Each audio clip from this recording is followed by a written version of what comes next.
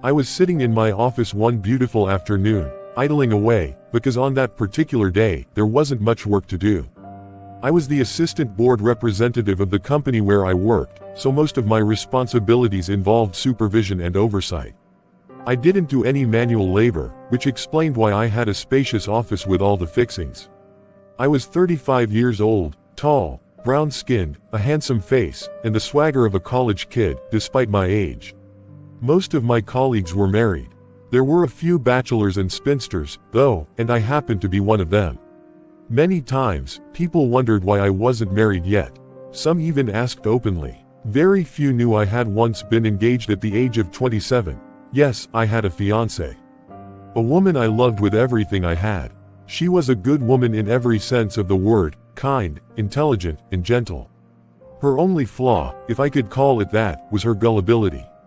She was too trusting. Many people around her knew this, and often took advantage of it. Even when we were dating, some of her so-called friends used it to create tension between us. I thought marriage would fix that, or at least, being engaged would give us more strength to work through issues. I was wrong. Shortly after our engagement, she got an opportunity to travel abroad for work. I was against it at first. I feared the distance would change things, but she insisted. After a long emotional back and forth, I gave in and let her go. That was a mistake I've regretted ever since. After she left, things changed. Communication became strained. At first, we could go days without talking. Then it became weeks. Eventually, months. I did everything I could to salvage our relationship, but it was like holding water in a cracked bowl. 3 years later, she returned to the country, and by then, we were two strangers. The love we once shared had died a quiet death. We never made it down the aisle. We didn't need a divorce, because we were never married. But that chapter of my life was painful, raw enough that I chose to bury it deep, away from the ears of my colleagues. None of them knew about my past engagement, because it happened before I got the job. I kept it locked away as a secret. To everyone else, I was just a handsome bachelor taking his time. But that wasn't the whole story. That afternoon, while I sat quietly in my office, one of my female colleagues, Vicky, who was particularly close to me, knocked on the door and came in. Hi, Daniel Hernandez. Hi Vicky. How are you doing today? I haven't seen you since morning. I'm good. I came early and have been in my office ever since. Wow, you see why it's good to be a boss. I don't blame you. So, what's new? What do you have up your sleeves? I don't think this meeting is for nothing. That's one thing I like about you. You're a good psychologist. It's always easy for you to read someone. Yes, I did a bit of psychology in the university. Now, speak. What's the matter, Vicky? Okay. There's this friend of mine whose younger sister is looking for a man to marry. A woman looking for a man to marry. Shouldn't it be the other way around? Yes, I know it sounds funny, but my friend said her sister hasn't been lucky with men. She needs someone calm and understanding.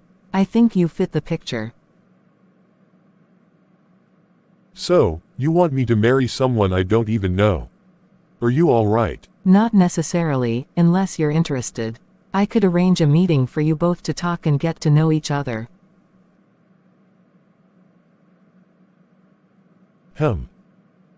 You have a picture of her?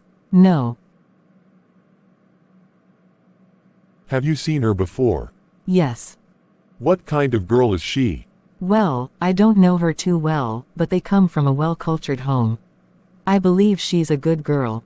She's also very beautiful, and I know you like beautiful women. Alright, but come to think of it, how can you be matchmaking me with another woman? How about you? You're also a beautiful woman, and you're unmarried. Mr. Daniel Hernandez, forget about me. I told you I have a fiancé who lives abroad. That abroad again, alright. You people and your distance relationships. Me, I've already hung my boots. That's your business. Now, about the girl. Are you in or out? I'm halfway in. Alright, let me give you her number. Okay. I saved the number and immediately checked WhatsApp, hoping for a profile picture. But unfortunately, she wasn't using that number on WhatsApp. Disappointed, I decided I'd call her after work. Later at home, I dialed the number. Hello, are you there? Yes, I can hear you. Who am I speaking with? My name is Daniel Hernandez. Vicky gave me your number. Oh. It's you. How are you? I'm fine, and you? I'm good, thank you. So, what's your name? My name is Amelia. Nice name. So, let's get to it. How soon can we meet? Tomorrow is Saturday. Let's meet then. All right. Time and venue. Aroma Bakery, 3 p.m. That was a problem. I liked Aroma Bakery, but all the waitresses there had massive crushes on me. They were always excited to see me. I had even struggled more than once to avoid giving in to their subtle invitations. Showing up there with a woman, even if just a blind date, might stir drama. But she had chosen the place, and I couldn't start off by rejecting her plans. The next day, I went to the market to buy a new pair of jeans, a shirt, and sneakers, everything new. I visited the barber, got a perfect haircut, trimmed my beard, showered, sprayed cologne, looked at myself in the mirror and smiled. I looked like a man ready for something serious. At the bakery, the waitresses were happy to see me, but got cold when I told them I wouldn't be ordering right away. I said I was waiting for someone. They left, disappointed. By 2:30 p.m., I couldn't just sit doing nothing, so I ordered a cold Van Pure Malt. At 3 p.m., she hadn't arrived. Then my phone rang. It was her. Hi Daniel Hernandez, are you there? Yes. Where are you? I'm outside. I can't see you. Come inside. You'll see me. How are you dressed? I described my outfit. A moment later, she walked in. She was tall as me, dark-skinned, slim, and stunning. How are you, Amelia? I'm happy to see you. Me too, you look handsome. Thanks. You're beautiful too. What should I get you? The same drink you're having. Any food? Nope. I called a waitress, who reluctantly served her drink and shot me a glare of disapproval. I ignored her. So, Amelia, what do you do for a living? I'm currently unemployed, but I have an interview on Monday. How about you? I'm the board representative at my company. Executive duties mostly. Wow, that means you have money. You can say that, but money's never enough. How old are you? 30. You? 35. Have you ever been married? At that, she lowered her head and began sobbing softly. I was shocked. Did I say something wrong? I'm sorry. No, it's not your fault. So, what's the matter? You asked if I'd been married. Well, almost. I was engaged. We planned everything. He proposed, I accepted, and we made preparations. But on the wedding day, he didn't show up. He left me on the altar. What? Yes. Guests were in church. I was in my wedding gown. The pastor was ready. Then his mother rushed in to tell us he had flown back to Canada. I was devastated. I ran home like a madwoman. I nearly committed suicide, but God saved me. Oh, I'm so sorry. That must have been horrible. Thank God you didn't harm yourself. Yes, but since then, I gave up on love, until my sister said Vicky had found someone for me. And that's how you came into the picture. A beautiful woman like you deserves to be loved and treated right. I also had a similar experience, though not as painful, but that's a story for another day. Let me take you home. Okay, thank you. I drove her home, kissed her goodbye, and later met up with my friends at Joburg Snack Bar. No way I was going back to Aroma Bakery that evening. On Sunday, I called her. She said she was fine, and we planned to meet again on Monday after work. But Monday brought a twist I didn't expect. My boss informed me that interviews would be held that day for several vacant roles, the most important being the human resource officer. He wanted me to be part of the interview panel. At 9 a.m., we were ready. The secretary walked in to announce that the first candidate was outside. We asked her to let the person in. A moment later, the door opened, and there she was, Amelia. My eyes almost popped out of their sockets, first in surprise, and then in delight. I had to hold myself back from springing up and hugging her right there in front of my boss. But I knew that would be unprofessional. Amelia had come for a job interview, and any form of public affection might suggest bias or favoritism. That was not a good look, especially not in a corporate environment like ours. So I composed myself and stayed focused. Amelia performed exceptionally during the interview. But in truth, even if she hadn't, I was determined to make sure she got the job. I knew that if she wasn't hired, I might never see her again. And I couldn't risk losing her now that fate had brought us back together. After the interview, she was asked to wait in the reception while we discussed the outcome. What do you think about her performance? Sir, I think she did very well. Let's give her the job. Are you sure? Yes, sir. All right, if you say so. We'll offer her the position tomorrow, and I'll place her under your supervision. You'll be her coach. Yes, sir. Should I call her back in? Yes, go ahead. A few minutes later, Amelia walked into the boardroom again. She looked a little nervous, unsure of what to expect. By now, the rest of the panel had left. I was the only one there. I decided to keep things strictly professional. Would you please have a seat, Miss Amelia? Yes, sir. Thank you, sir. Relax. You've been hired. Congratulations, and welcome to Real Motors Inc. For real. Oh my God. I'm so happy. Thank you, sir. Thank you so much. May God bless you always. May God bless you too. You'll begin work tomorrow, so you can head home and prepare. Don't forget to stop by the secretary's office for your appointment letter. Thank you again, sir. But this calls for a celebration. Remember we agreed to meet later today, are we still on? Definitely, Amelia. I'll come pick you up by 6 p.m. Okay, Daniel Hernan. Sorry, sir. She laughed as she stood up and left. When I got back to my office, Vicky walked in with a wide smile on her face. What did I just witness today? What are you talking about? Wasn't that Amelia I just saw here? Can you imagine? It was her. Wow, and you haven't even told me how the date went. Well, it went well. We're seeing again today. But things have gotten a little more complicated. How so? She starts working here tomorrow. What? That's great news. Honestly, from the way things are unfolding, it seems like you two were meant to be. You may be right, Vicky. I just hope I'm making the right decision. I don't know why, but I feel a bit uneasy. Don't worry, Daniel. Everything will be fine. Trust me. That evening after work, I called Amelia. She said she was ready and waiting. I picked her up, and we headed to Paraiso Club to celebrate. The club was beautifully lit, the lights dancing off her shiny dress and casting colorful reflections all around. We found a table and sat. Not long after, a waitress approached. A glass of wine. I don't know what the lady wants. What will you take, Amelia? Get me a cold bottle of pineapple-flavored Smirnoff Ice. You heard the lady. Yes, sir. That'll be $4. Please, may I have the money? I gave her the cash.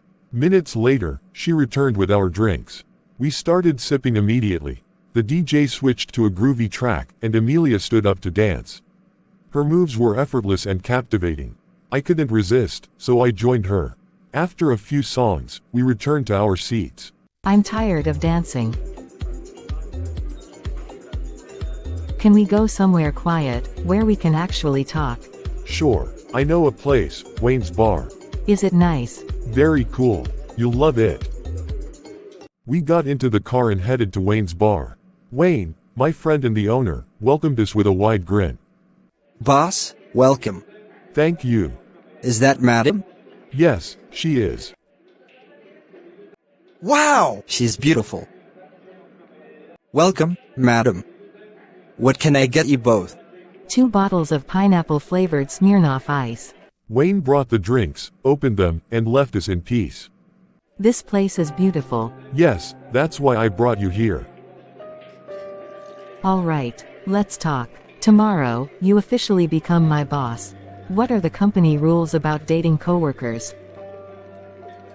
It's allowed. But there's one condition. Which is? No one is allowed to date a married colleague. If you're caught, you're fired instantly. Wow, that's fair. Well, we're not married, so we're good, right? Right. I want to thank you for giving me the job. What makes you think it was me? I just know. You're a good man, I can feel it. If you say so. Just promise you won't disappoint me. Work hard, be your best. Can you do that? Yes, Daniel, I promise.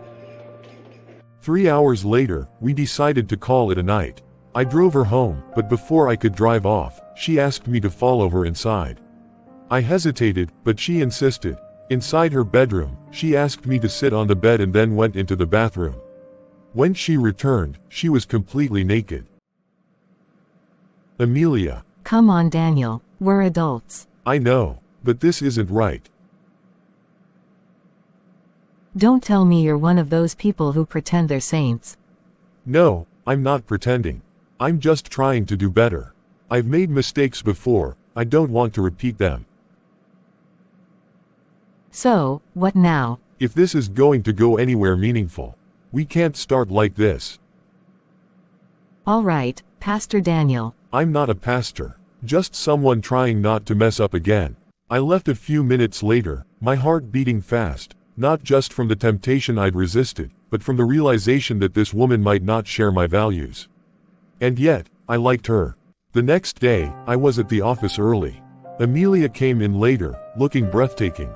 All the men noticed. She walked straight to me, pecked my cheek, whispered something flirty in my ear, and headed into my office. I followed shortly after, and found her sitting in my chair. That chair is taken, sweetheart. Oh, I am sorry, honey. I just wanted to see how the chair feels like. That is all right. But what is the meaning of that open display of affection you made just minutes ago? What are you talking about?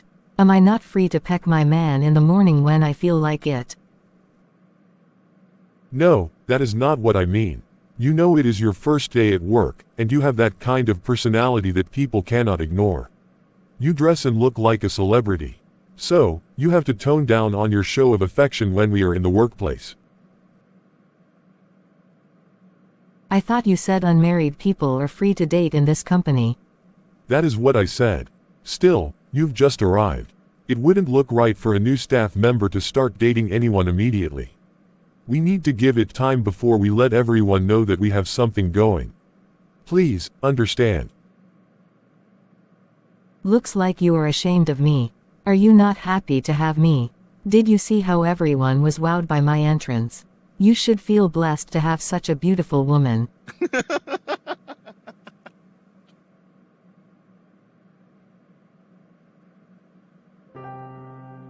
I feel blessed, which is the exact same reason why I want you to calm down. I have heard you, sir. So, what's up? The boss said you are supposed to be mentoring me. That's true. Please, go to the secretariat and wait for me. I will be joining you soon to show you to your new office. Okay, sweetheart. I am waiting for you. Point of correction. While we are in this compound, it is sir, not sweetheart. Whatever.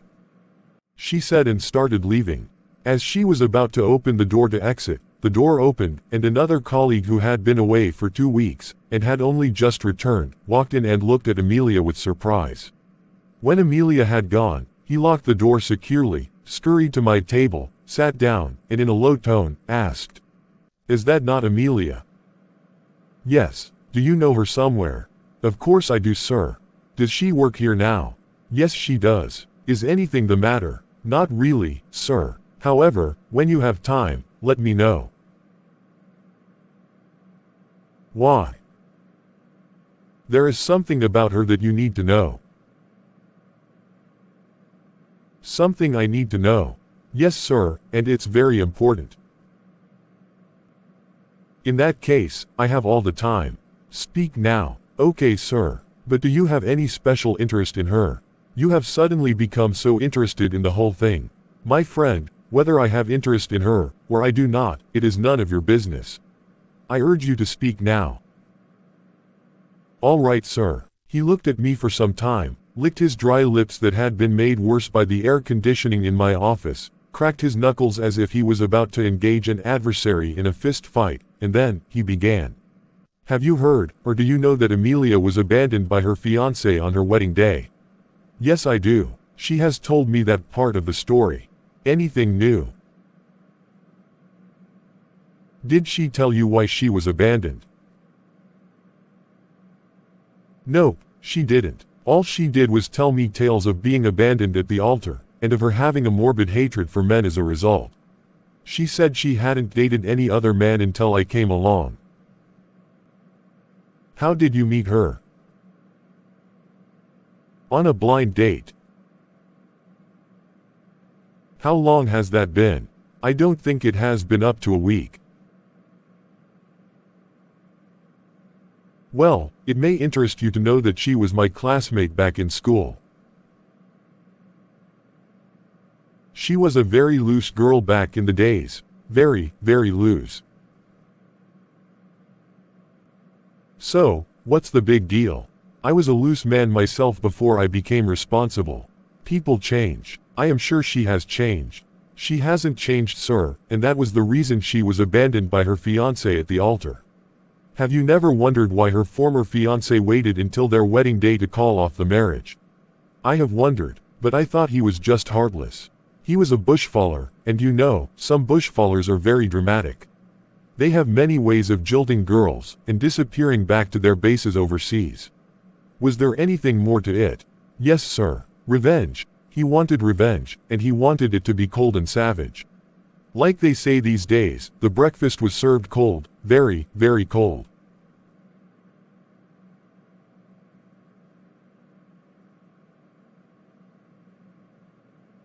Mr. Justin, this is getting interesting.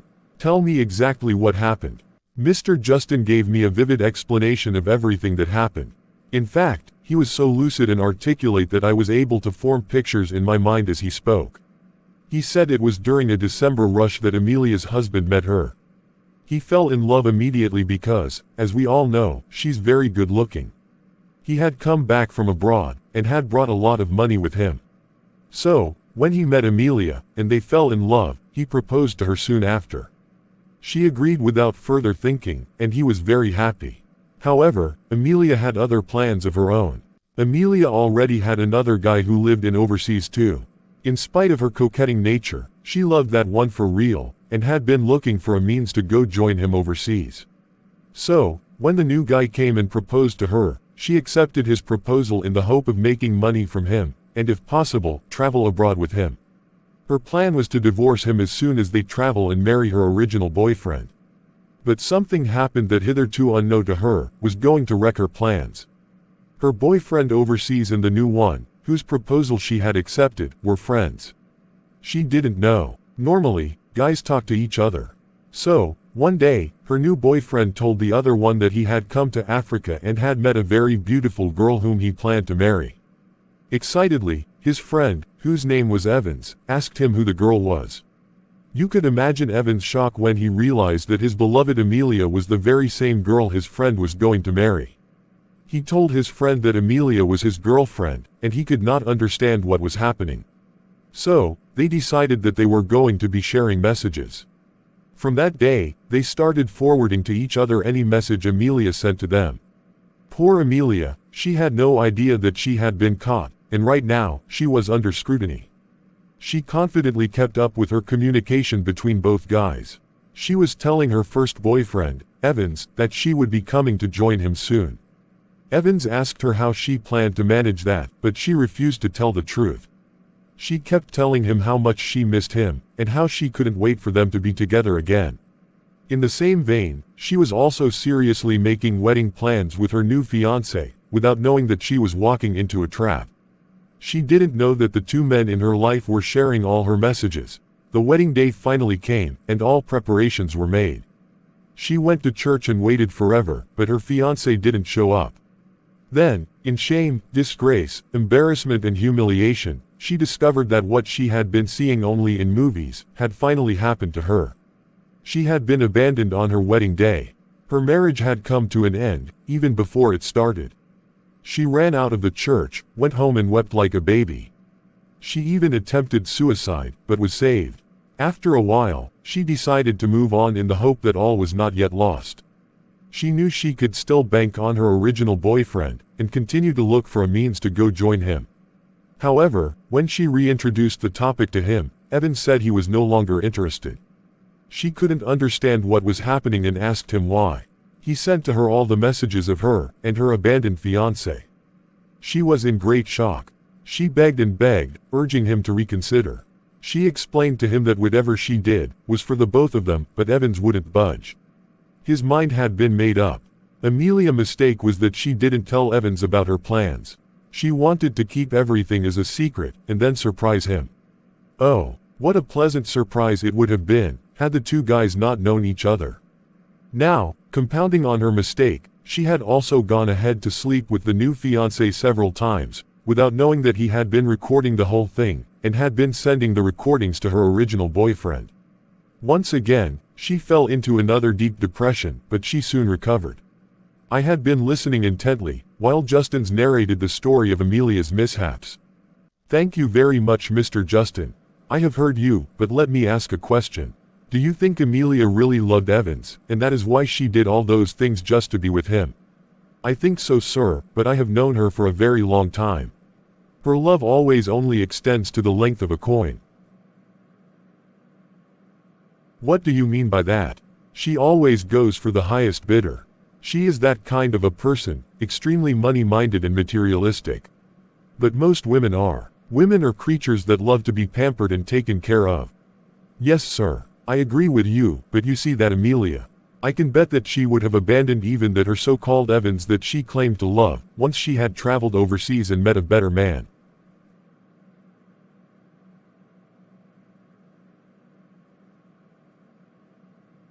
Well, Mr. Justin, these are very serious allegations. From all what you have said, I have been able to deduce that you have a scathing dislike for Amelia. Am I right? With all due respect, sir. You are wrong. I hate her ways, and not her person.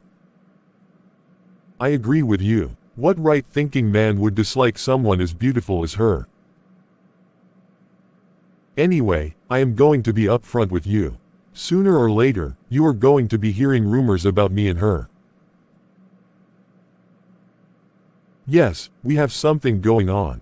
However, it is still at its budding stage. So, it is not too late for me to reverse it. But in order for me to do that, you would have to do me a favor. That is if you care about my well-being. Of course, sir, I do care about your well-being. If I didn't, I wouldn't have told you all these. That means you are going to do this small favor for me. Sir, I am ready, but I need to know the favor first. If it is within my reach, I would gladly do it. Now, if you were to ask to repeat all what you have told me today about Amelia in front of her, would you do that? Yes, sir, with all happiness. You can call her even now. Are you sure? Yes, sir. That's good. Beautiful Vicky, you just interrupted two gentlemen. I'm sorry, sir. I wanted to have a word with you. Then say it. In private, sir. In private. Well then, it will have to wait. You met us in the middle of something. In fact, you interrupted something. So, I want you to go to the secretariat and call Amelia for me. Can you do that? Yes, sir. A few minutes later, Amelia swaggered into the office with Vicky, bringing up the rear. Instead of her sitting in the visitor's chair opposite my desk, she came behind the desk, put both of her hands around my neck and kissed me tenderly with her soft and delicate lips. Justin looked away when she did that, while Vicky seemed to be enjoying every bit of it. You sent for me, sweetheart. I mean, sir. Yes, I did. Could you please have a seat? Of course, boss. Anything you say. She walked back to the visitor's chair. When she had sat down, I looked up and realized that Vicky was still there. Thank you, Vicky. Vicky understood the signal perfectly and left. When she was gone, I looked at the beautiful Amelia and spoke. Do you know Mr. Justin's here? Of course, I do. Alright, he has made some scathing remarks about you being materialistic, a two-timer, and the rest. What can you say about that? First of all, honey, what does this have to do with work? A lot, my dear. Remember, you have been newly employed as the personnel manager. That means you will be dealing with people, all the workers in this prestigious company. Here, we have made it a business to employ only people with moral rectitude. So, here, unlike other organizations, we care a lot, not only on aptitude, but also on attitude. In fact, in this place, people are hired for aptitude and fired for attitude. So, tell me. All what he said are lies, honey. Don't believe in anything he says. He is a pathological liar. He lies compulsively at every given opportunity. Amelia, you know all what I said is true. Calm down, babe. I am not calming down. This man here has been after me ever since he asked me out and I refused. He wanted to sleep with me, but I told him he was not my type. He felt hurt, and has been coming after me ever since. What? Amelia, who wanted to sleep with you? Stop lying. You, Justin. It's Mr. Justin. Am I mad to address you as Mr.? You know how much you have run after me. It did not start today. Right from our secondary school days. What do you want from me, Justin? Is it by force? Is love by force? She was weeping now. I pulled a paper napkin and handed it to her. She used it to dab her tears carefully. She was being very careful to damage her makeup. I looked at Justin intently and spoke to him. Mr. Justins, you haven't told me this part of the story. Now, tell me the truth. Have you ever tried to ask her out? Have you been asking her out?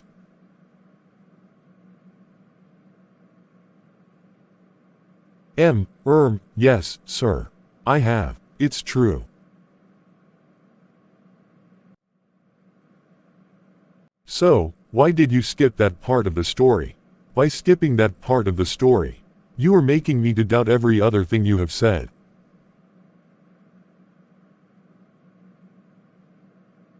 Justins, what other things are you hiding from me? I am sorry, sir. I am very, very sorry. I have nothing else to hide. You have nothing to hide. You started it, Justin. You broke the coconut. So, let us all eat it now. Have you told him that your university degree is fake? Mr. Justin. How long did you intend to wait before letting the company know that your degree was fake? Sir, forever, I guess.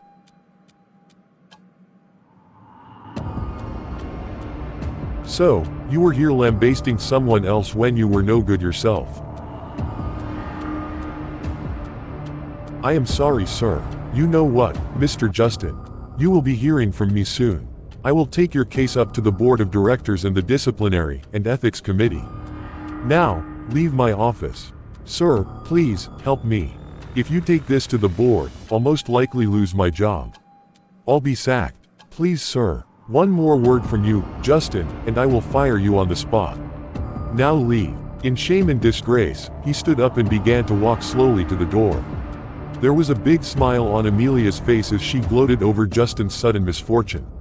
Truly, there was a God in heaven. Just a few minutes ago, she had been in a tight spot, all thanks to the loudmouth Justin. Now, she had expertly turned the tables on him. She laughed mockingly as he left, but clearly, she wasn't done with him yet. Honey, he has to apologize to me. Why? For all the lies he told about me. Let him apologize. That's the only way I'll be happy. But baby, he just had a reward for his actions. Why don't you let it go? No, babe, let him apologize. Frustrated with her attitude, and at the same time wanting to pacify her, I stopped Justin from exiting my office and ordered him to apologize to Amelia.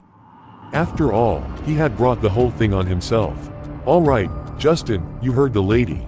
Apologize to her. Sir. You heard me. Or are you deaf? I said apologize to her. Deeply humiliated, he turned around and walked back toward Amelia.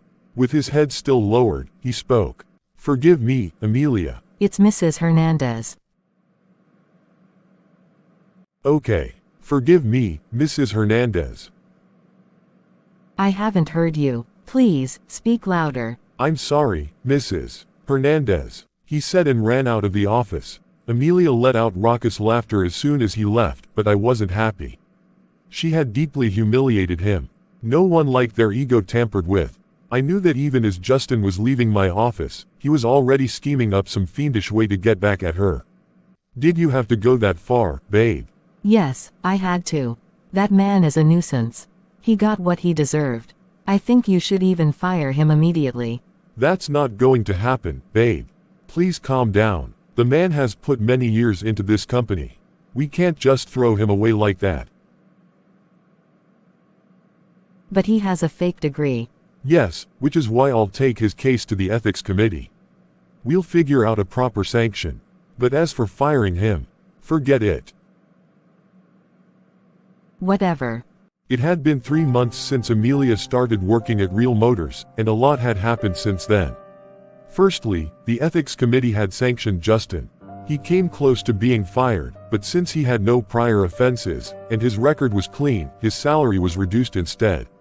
He accepted the decision with relief. He knew it could have been worse. He had a wife and 2 children to care for. Secondly, I got married to Amelia, and we started living together as husband and wife. Things were going swimmingly for us. We were the talk of the company and of the town, especially when we drove around in my beautiful new convertible. She did her house chores perfectly, and managed the home with expertise. I was grateful that God had given me a woman like her. With every passing day, my doubts about all the things Justin had said dwindled. To me, she was God-sent, and deserved to be treated that way. But it didn't last for long. Slowly, I began to notice changes in her behavior. It started with her locking her phone with a password. Alarmed, I called her out on it. We had a small quarrel, and she told me she had done it because her colleagues liked fiddling with her phone. She gave me the password, and peace returned. A week later, I wanted to use her phone and saw that she had changed the password. I asked her why, and she lied that one of her colleagues had discovered the old one. That's why she changed it. I decided to believe her, because I didn't want trouble. After all, it was her phone. She bought it with her money, and could do what she wanted with it. But things only got worse. One day, I was sick and couldn't go to work.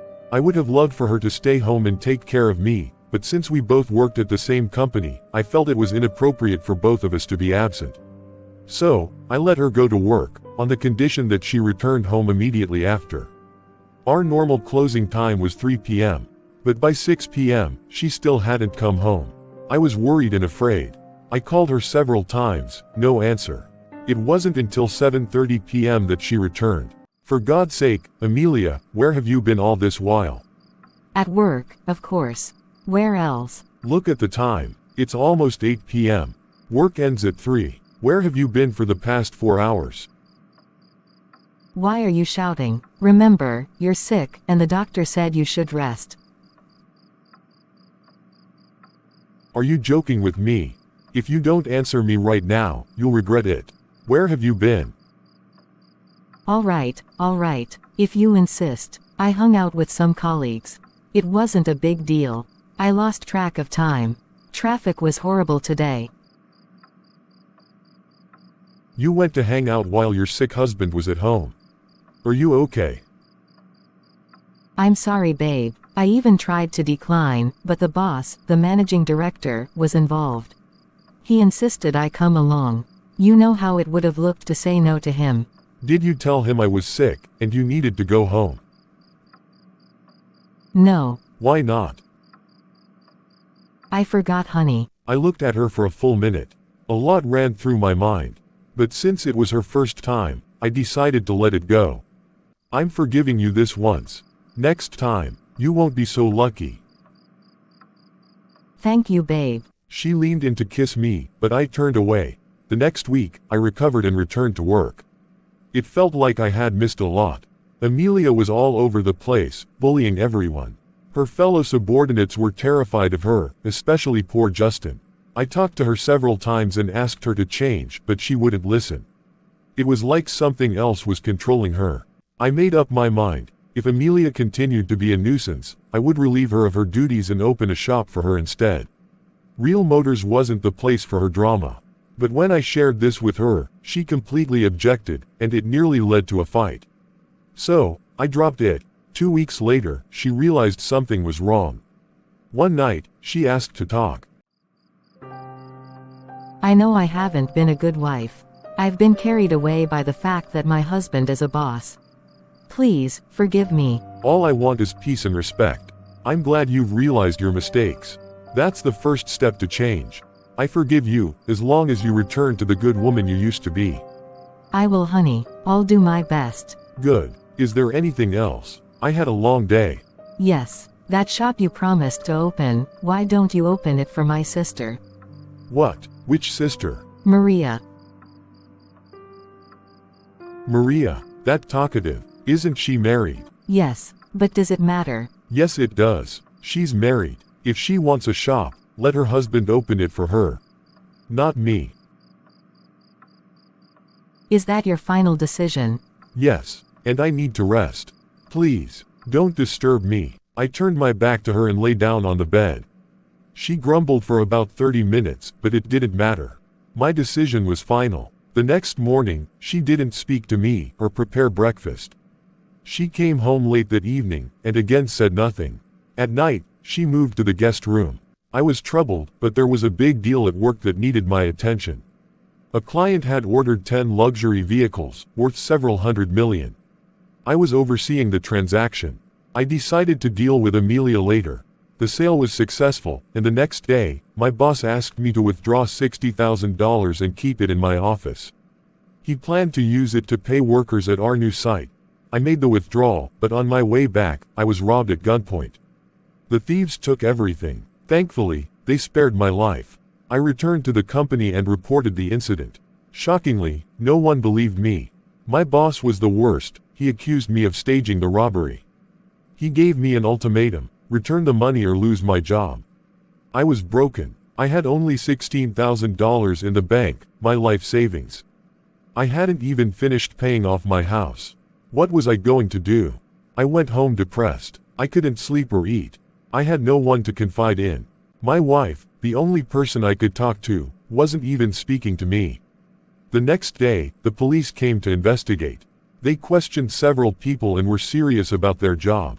But my boss wasn't interested. He believed I was guilty. The police took my statement and left. My boss told me he wouldn't press charges, but he had made up his mind. That evening, even Amelia noticed something was wrong. What's going on again? Is it still the money issue? I thought the police were investigating. Yes, they are. But it's worse now. What do you mean? I've been sacked. Losing my job didn't go well with Amelia. She reacted terribly. Instead of comforting and calming me down, she started throwing tantrums. She worried aloud about how things were going to be from now on. She said she was afraid of suffering, and that I had to do whatever I could to make sure our lifestyle didn't drop. I couldn't believe what I was hearing. Is this what you're supposed to be doing right now? Is this what you're supposed to be saying? What do you want me to say? I don't like suffering. So, you better start looking for a new job immediately. I know that, Amelia. As a man, I know it's my duty to take care of my family. I have some savings in the bank. I can use it to start something that will sustain us. In the meantime, you can take care of the home. You have a good paying job. What do you think? Which job, Daniel? Which job? So you're depending on me to carry this family. Have you forgotten that I have my own family to take care of? Do you know how much I send to them every month? I understand, but I'm your family too, Amelia. Charity, they say, begins at home. Help me, babe. Let's be strong together through this trying time. I believe God will see us through. I know God will see us through, Daniel. But in the meantime, you have to get a job. We can't depend on my income. When you talk about this job, Amelia, you seem to forget that I was the one who got you yours. So, what if you did? Besides, you can't say you got me the job. The company employed me. Really? Do you know the strings I pulled behind the scenes to get you that position? It doesn't matter now, Daniel. Anyway, you said you had some savings in the bank. How much is it? About $16,000. Great. Use that money to start a business.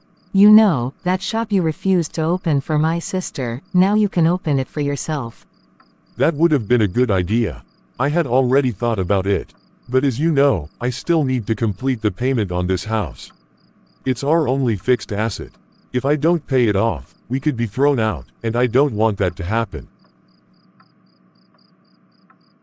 How much is left? $10,000. So, that means you'll only have $6,000 left. What can that even do for us?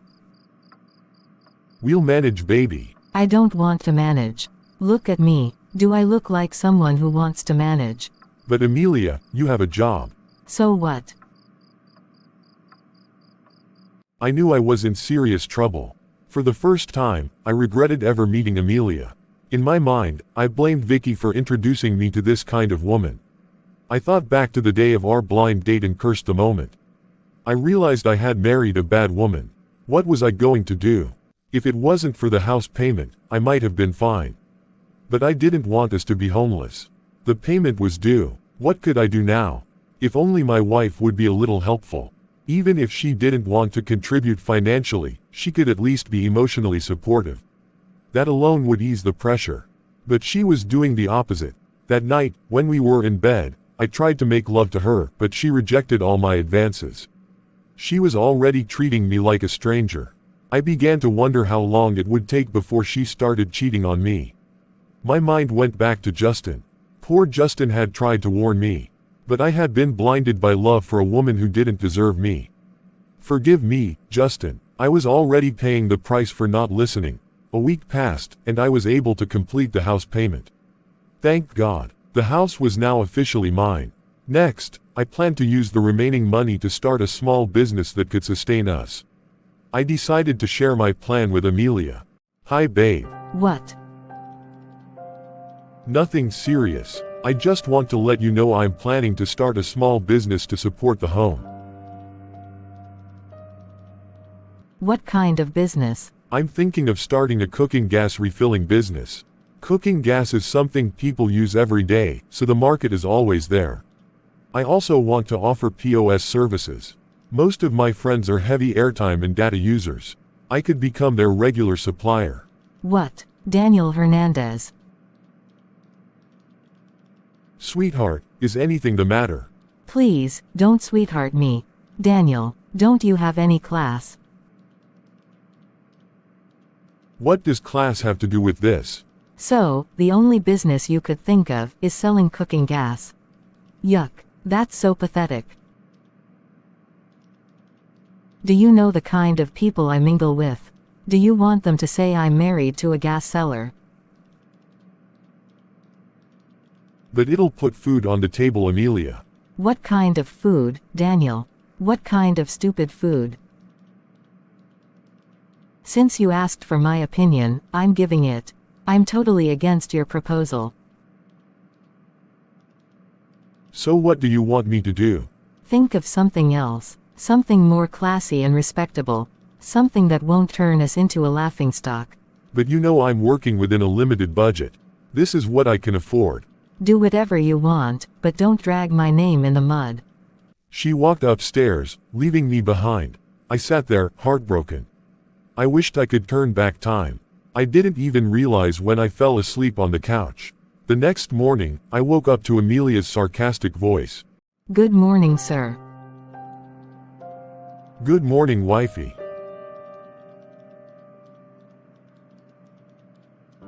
Why do you look like that? So, this is the new style. What are you talking about? Where did you sleep? Oh, that. I'm sorry. I must have dozed off right here. Of course you did. Better get used to it. Because I won't be sharing my bed with you anymore. What do you mean, Amelia? You're my wife. We're supposed to share a bed. Oh, so now you remember. You should have thought of that before abandoning our bed. Anyway, I'm off to work. If you like, sleep all day. How about breakfast? I'm late. Fix something for yourself. Oh, and while I'm gone, kindly think of a better business to do. One that isn't so embarrassing. It's not a vulcanizer business. What's the difference, Daniel? I'm out of here. She left the house in my car. Strangely, I felt relieved. Her presence was beginning to irritate me, and my best moments were becoming the ones when she wasn't around. While I was deep in thought, my phone rang. It was my younger sister. Hello. Hello. Yes, brother, it's Stephanie. I know, Steph. I have your number. What's wrong? You sound worried. I just wanted to tell you that Dad's not doing well. He's been in and out of the hospital. We didn't want to bother you, but it's gotten serious. Is he still alive? Yes, but he needs serious medical care. And that's not all. His land was confiscated. Apparently, the person who sold it to him wasn't the rightful owner. Now, the actual owner wants him to either repurchase it or vacate. What? Why didn't you tell me all this earlier? Anyway, I'll be in the village tomorrow. Thank you, brother. After that call, I knew business had to wait. I rushed to the village and spent 2 weeks, ensuring Dad recovered and resolving the land issue. It cost me $5,000. I didn't tell them I'd lost my job. That would have broken their hearts. When I returned, Amelia didn't even seem to care. She hadn't called once. Even when I told her my father was hospitalized, her tone was flat and cold. I explained that I now had only $600 left. You're not serious, are you? I am. That's all I have. What can $600 do? Since you don't want to help, could you at least lend me some money to start something? What do you mean by something? I mean a business, just a little help. I don't have any money. Why don't you sell the car? My car. Yes, sell it and start something. So what will you use to go to work? You're the one who said you want to keep living a high-class life. Don't worry about me. The company is thinking of getting me a car. Oh really? That's nice. In that case, help me find a buyer. I already found one. You did. So, you had this plan all along. Who is it? You'll find out tomorrow. The next morning, Amelia gave me $7,000. I had bought the car for $10,000. She said the buyer couldn't come in person, and asked her to deliver it. Trusting her, I agreed. I watched my beautiful car disappear, and I shed tears. I never thought it would end like that. That evening, I was outside when Amelia returned from work, in the same car we had sold that morning. Welcome, babe.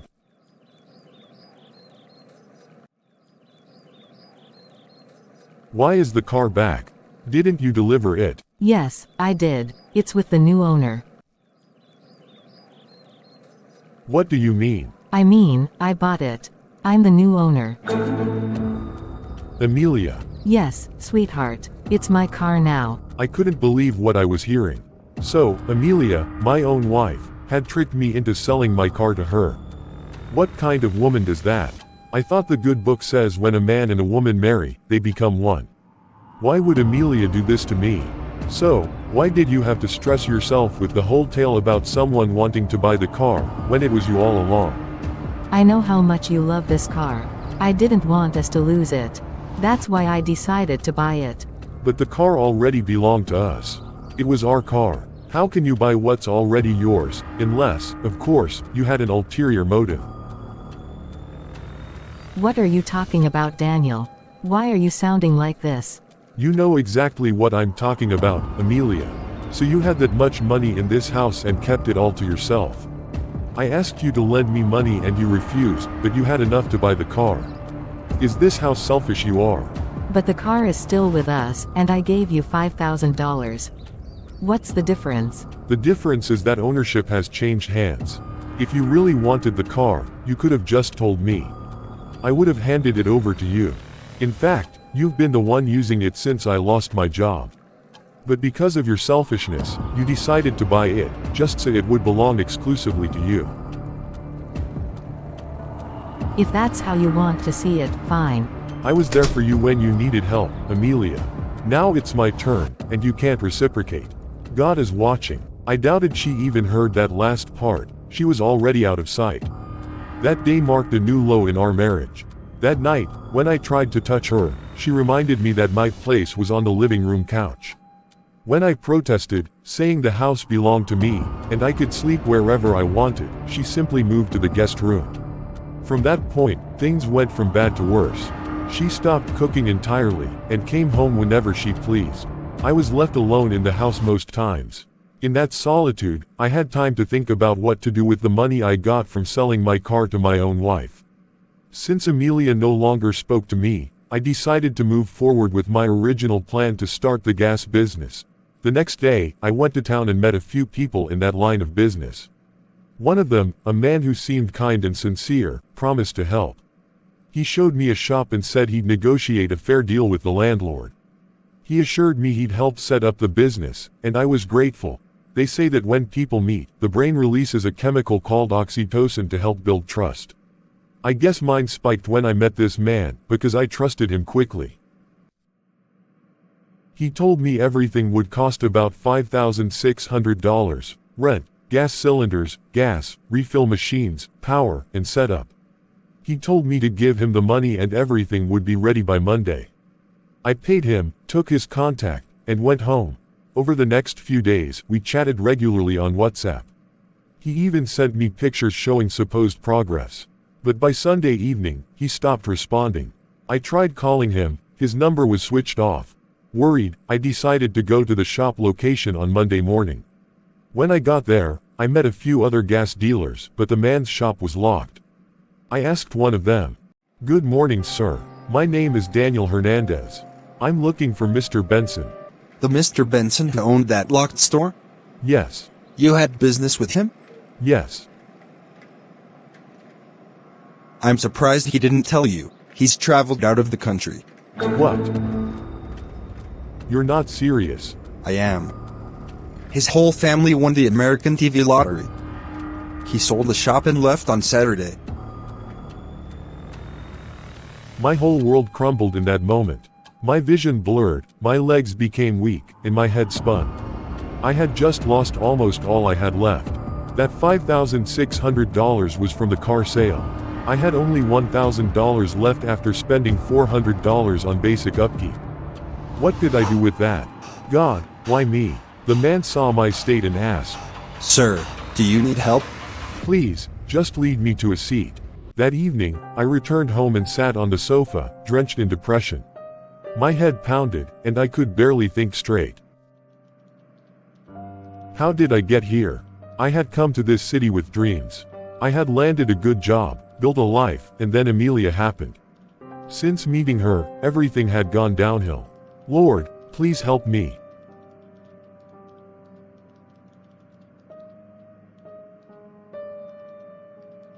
For the first time, I thought about suicide. But then, I heard a voice, clear and calm. It asked why I wanted to die when I still had strength and youth. It told me to pray. So, I did. I got on my knees and prayed as if my life depended on it, because it did. When I finished, I felt renewed. I chose to survive. Like Solomon Northup in movie, 12 Years a Slave, I decided that I would survive. I would not fall into despair. I would keep myself hardy until success is opportune. I forgave my boss, my wife, and Mr. Benson. I left it all in God's hands. It had been 2 weeks since Amelia last showed up. Feeding was difficult. I bought groceries, or ordered delivery. I'd been job hunting, dropping my resume in many places, though nothing had come through yet. Still, I held on unto God. Then one day, Amelia came home. She looked nothing like the woman I had married.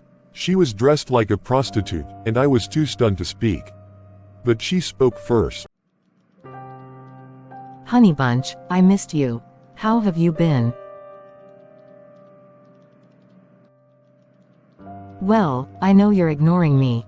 Anyway, I wanted to tell you that our foreign partners will be visiting for the inauguration of our new branch. Everyone is expected to attend with their spouse. I want you to come. Still, I said nothing. She got annoyed and stomped upstairs, chewing gum and swinging her hips. That night, she tried to make love to me. I refused. What's wrong with you? Are you refusing to perform your conjugal duties? Yes, we haven't had sex in months. You've been with other men. I no longer trust you enough to have unprotected sex. So you're accusing me of adultery? You said it, not me.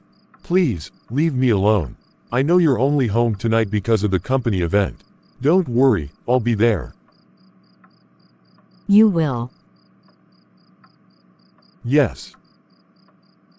Thank you, darling. She leaned in to kiss me, but I pulled away.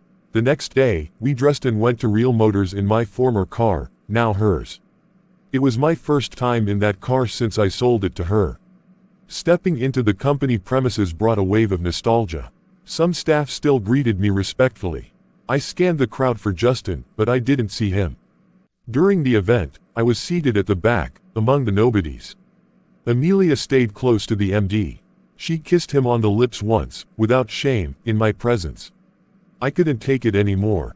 I left, took a cab home, and waited, hoping she'd return so I could ask why she humiliated me. She didn't. The next evening, there was a knock on the door. I rushed down and was surprised. It was the famous Justin. Justin, sir, good evening. Long time, too long. I'm so glad you came. Please come in, we have a lot to talk about. Thank you, sir. So, how have you been? Life has been tough, but God is sustaining me. I'm sorry it's taken this long to visit. Don't worry, I know you were avoiding my wife. Exactly. Speaking of her, I want to apologize for how I treated you. Despite the fake degree issue, you're a good man. I should have listened when you warned me about her. It's all right, sir. You're a good man too. Anyone else would have fired me instantly, but you took it to the ethics committee, and I heard you defended me. I'm grateful. You're welcome. You don't deserve what you're going through. I believe someone set you up. Of course, I was set up. But who? I don't know, sir. But the truth will come out. God will vindicate you. Amen. I hope so. How's Amelia? Justin, I don't have a wife anymore. She's gone. I'm here alone. I'm sorry, sir. I really am. You married the wrong woman. But everything will work out. Honestly, the company isn't the same without you. Everyone misses you. They all wish you'd return. It is well. God will see us through. Thank you, sir. I have to go now. Thank you for coming. God bless you. 2 weeks passed since Justin's visit. I was grateful, at least I had made peace with him. As for Amelia, she only came around occasionally to grab a few things and disappear again. I remained home, planning my future, working online to find a new path. Then one day, as I sat quietly, the doorbell rang. I wasn't expecting anyone. I walked to the door and opened it, and my heart leapt with joy. There she was, Vicky. Her smile was warm, and she looked absolutely beautiful. Vicky's coming to my house was a very welcome development. It was like receiving pleasant news from a distant land after many years of waiting. I was very happy and ushered her in immediately. She too was very happy to see me. She walked in smiling, and I made sure she sat on a chair that was close to mine. I'm so happy, Vicky. Where have you been? Daniel, I've been good. Just been busy with work and other things. Oh my gosh, I missed you so much. So, tell me, what's new? What has been happening? Nothing really, except that after the inauguration, our new branch would soon start functioning properly. And guess who would be in charge? I despise guessing games. Amelia.